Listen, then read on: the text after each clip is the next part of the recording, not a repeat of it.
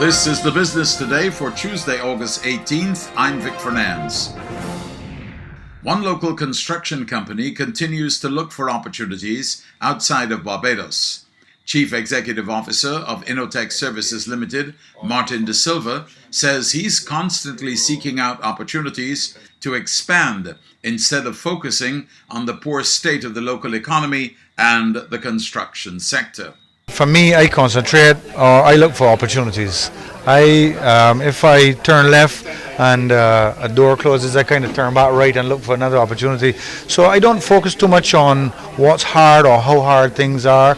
Barbados is going through, and over the past couple of years, it's going through a bit of some changes from its economic performance. We're seeing some changes, some new government initiatives are on stream, and I think it's just a little bit of a reconfiguration, really. But I leave that to the politicians. From our standpoint, we have gone out and we have explored the region. Mr. De Silva says his company is currently involved in a number of projects in the region, and it will be taking part in additional projects over the coming months. 4 years ago, we were involved in the third phase upgrade and construction of the community college in St. Vincent. We refurbished the Georgetown Secondary School there, and the construction of the community college, and the construction and refurbishment of the Georgetown Secondary School. In St. Lucia, we are in the process of expanding the current school. So there again, you see our involvement in education, and that job is nearing completion. Innotech is also currently expanding further into the Caribbean region with continued developments of various campuses and schools across the region.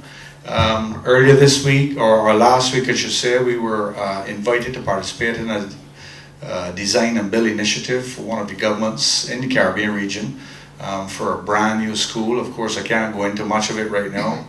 The ink isn't quite dried, but again, we see our involvement in education across the region as well. Education is big business, and one local official warns that if Barbados is to cash in on economic opportunities, changes will have to be made to the higher education system. Senior Education Officer in the Ministry of Education, Dr. Roderick Rudder, says the ministry has formed a partnership with the European Union to develop a strategy to use education as an economic driver for the island.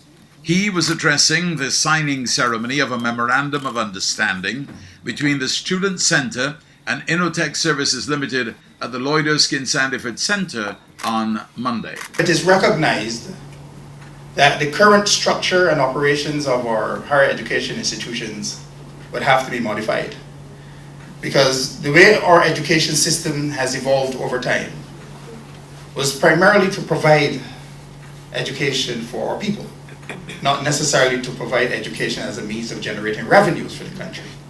And therefore the entire mindset and operational structures and strategic focus of the higher education institutions of Barbados would have to be modified to some extent to allow us to be able to inculcate a new dimension of thinking, strategic development and direction, programming, and marketing of higher education to allow us to be able to attract the interest of international students that would bring both economic benefit to the country, but well as to demonstrate to the world that we do have a product that is worthy of being exported as an earner in this country.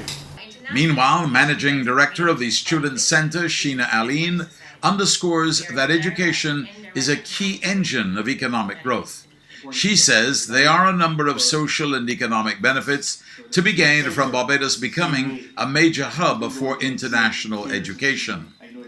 These include capacity building and increased exports for some entrepreneurs. International education brings a range of benefits to institutions and the wider society. There are direct and indirect economic, social, and political benefits to be gained by students, institutions, and of course, all the sending and receiving countries.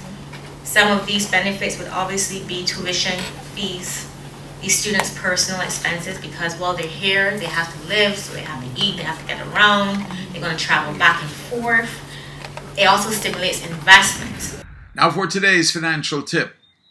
It does not hurt to have a plan B or even a plan C. Your first option will not always work, so it helps to have a backup plan whether you're going shopping or embarking on a new business venture. That's been the business today. Join us again on Thursday. Until then, you can get more business and news by logging on to www.barbadostoday.bb, subscribing to our e-paper, and liking us on Facebook. I'm Vic Fernandez.